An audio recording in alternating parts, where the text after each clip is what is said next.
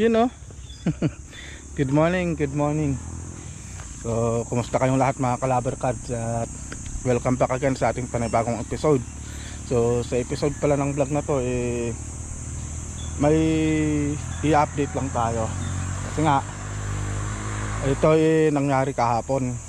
So, alam nyo naman, diba, mostly sa mga vlog natin, lagi kong sinasabi na kinakainan ng kambing itong mga tanim natin dito sa mini farm. So ito, hindi ko na sana ito ipapakita sa inyo mga Kalaber Cards, no? Pero siyempre gusto ko rin may update ko kayo sa mga nangyayari dito sa mini farm. So yun nga, kagabi ito mga Kalaber Cards, nakita nyo, ayan o, may nabiktima na naman. So nabiktima na naman itong mga sitaw natin kagabi. Pero ito yung nakainan, isa, dalawa, tatlo, tapos apat, lima, anim. So anim na sitaw natin nadali na naman kagabi. So mabuti na lang may pumunta dun sa bahay. So salamat pala kay Kuya Bay. Si Kuya Bay kasi yung nagsabi sa akin kagabi, na sabi na, "Uy boy, yung mga sitaw mo binabanatan." So yun nga mga Kalaber Cards na. So dali-dali akong pumunta dito sa mini farm. So sinama ko na si Mikay. At yun nga, nadatnan natin, nasa loob na talaga ng mini farm natin yung mga tumitira sa mga tanim natin. At yun na, nakita na natin kung sino o kaninong kambing yung tumitira sa mga tanim natin. Pero bago ko sabihin, pagpatuloy yung sasabihin ko, ito, panuurin nyo muna mga Kalaber Cards yung nangyari kagabi.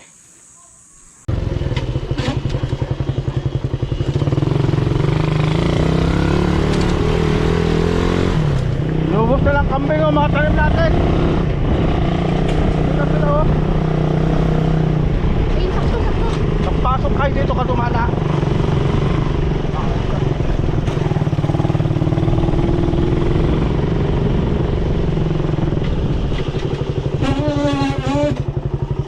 Pasok dun ka, pumunta agad sa kwan, dun sa gilid. Dun ka pumunta, huwag ka dyan, pumunta dun sa gilid.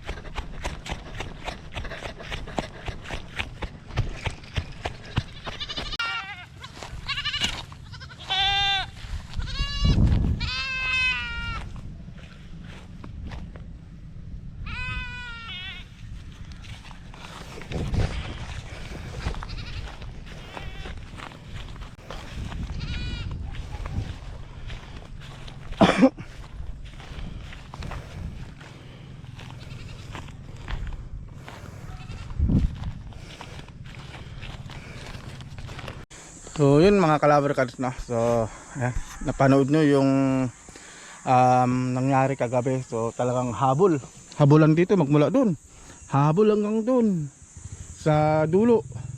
Talagang habulan. Si Mikay naman nandun sa dulo, dun naman sa kabila. Dito ako tumakbo, si Mikay nandun. So mabuti na lang mga Kalaber Cards, nagsabi talaga si Kuya Bay. Nakita natin kung ano yung itsura ng kambing, tapos nalaman natin kung kanino. So ito na, nakita nyo dun sa video, gusto kong huliin yung isang kambing sana para ireklamo. Ngayon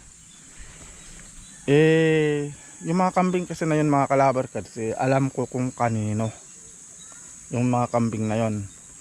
Tapos siyempre taga dito rin, kaya alam ko kasi yung mga kalabar kasi no, yung nagmamay-ari ng kambing na yun may mas matinding pangangailangan. So yun nga, gusto ko sana talaga ireklamo, gusto ko sanang magpabayad, gusto kong magpabayad sa mga nasira niyang mga pananim ko, yung palang, yung mga katuray, sitaw, tapos yung ibang sili. Yun nga, gusto ko sanang ireklamo. Ang problema lang kasi mga kalabar cards, yun lang kasi yung pinagkakakitaan nila, yung pag-aalaga ng kambing. Kasi yung may-ari hindi na kasi makapagdigat mga kalabar cards, kasi yun talaga hanap buhay niya pagdaragat sa dagat talaga. Ang problema, nagkaroon siya ng sakit, so kailangan niyang maoperahan at nangangailangan sila ng pera. So sabi ko, naisip-isip ko rin na rereklamo ko to, kailangan nila ng pera. Mas kailangan nila talaga yung magpapa-opera.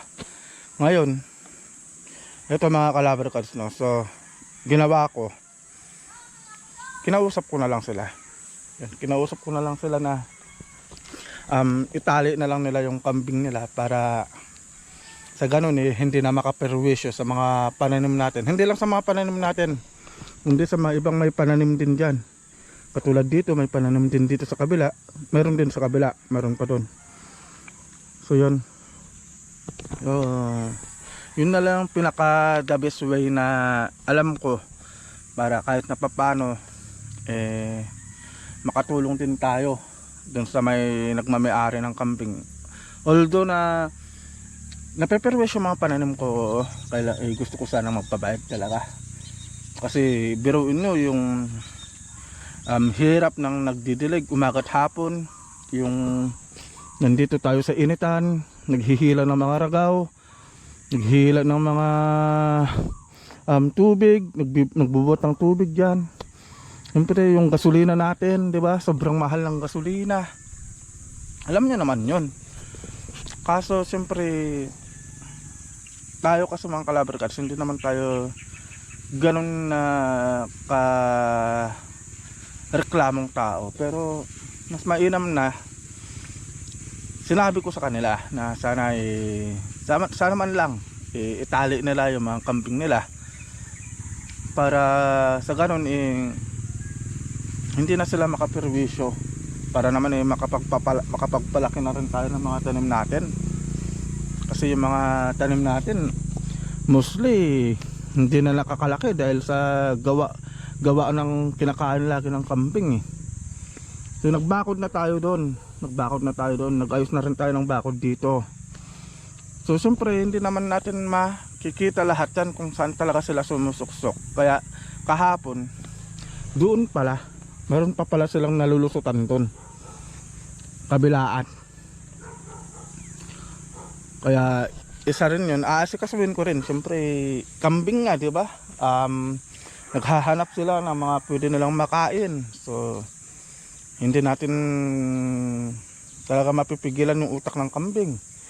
So nature kasi nila yan. Kaya mag-aayos tayo din ng bakod. Tapos siyempre nagsabi na rin ako na sana itali nila yung kambing nila para naman everybody happy, diba? Everybody happy. So yun yung nangyari. Hindi na ako nagpabayad, hindi ko na rin hinuli yung kambing. So tinaboy ko na lang sila, tinaboy ko silang ganun para makita ko kung saan sila nakakalusot. Kasi yun nga mga kalabar cards, yung nagmamay-ari wala na rin, hindi na rin makapaghanap buhay gawa nga nung siyempre nagkasakit nga. Kaya parang tulong na rin para sa kanila na hindi ko na hinuli yung kambing. Supposed to be pwede sana nating huliin yung kambing dun, di ba? Kasi coat in the act eh. Coat in the act. May may video tayo na yun nga, naghabol tayo ng kambing. So, yun.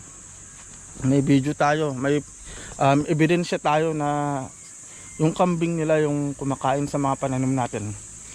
Pero yun nga lang, siyempre naawa ako eh. Yun talaga yung tamang term dun, naawa talaga ako. So, paras kaming, ako yung naperwisyo, oo, naperwisyo ako. Pero, kung kukunin ko yung kambing nila, tapos, sabihin na natin na sa sobrang init ng ulo dahil ganun nga, mamaya kung mapano makuha natin yung kambing o kaya ipunta natin sa barangay, tutubusin nila, magpapabayad ako. So malaking kawalan para sa kanila yun, malaking bawas sa pangangailangan nila yun, mga Calabar Cats.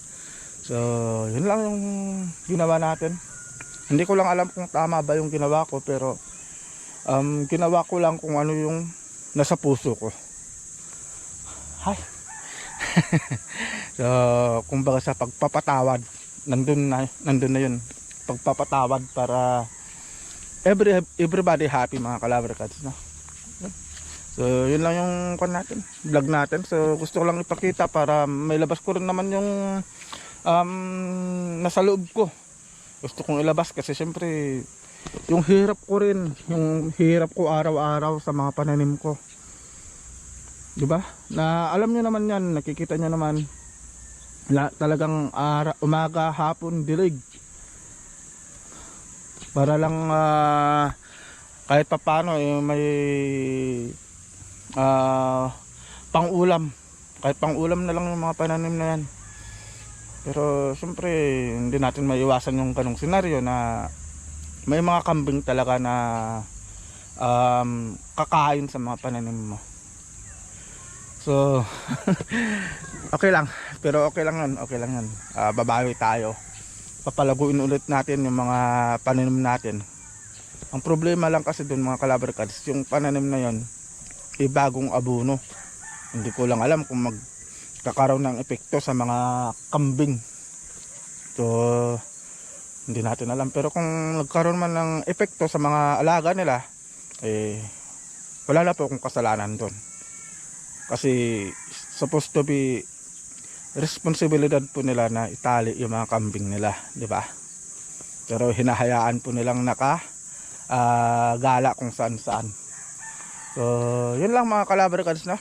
At maraming salamat sa inyong walang sawang panunood. So yun lang yung vlog natin. Gusto ko lang ipakita sa inyo yung nangyari. At gusto ko lang din mailabas yung, siyempre, hinalakit sa dibdib ko na ganun nga. Kasi dun ko naramdaman kahapon talaga yung hirap at pagod ko, na parang mawawalan ka ng kahanan, na parang ayaw mo na kasi ganun yung nangyari. Pero hindi ko kinakwan yun. Hindi ko talaga dinibdib masyado, kasi sabi ko pag sumuko ako yung talo, 'di ba? Pag sumuko ako sa mga ginagawa ko, ako yung talo. Pag tinuloy-tuloy ko, siyempre nandun pa rin yung pagpupursige ko na abot ko yung gusto kong mangyari dito sa mini farm na to. So yun lang, mga Calabar Cats, no? So yun lang yung vlog natin, at maraming salamat. So see you bukas, mga Calabar Cats. See you sa mga next na vlog natin. Alright.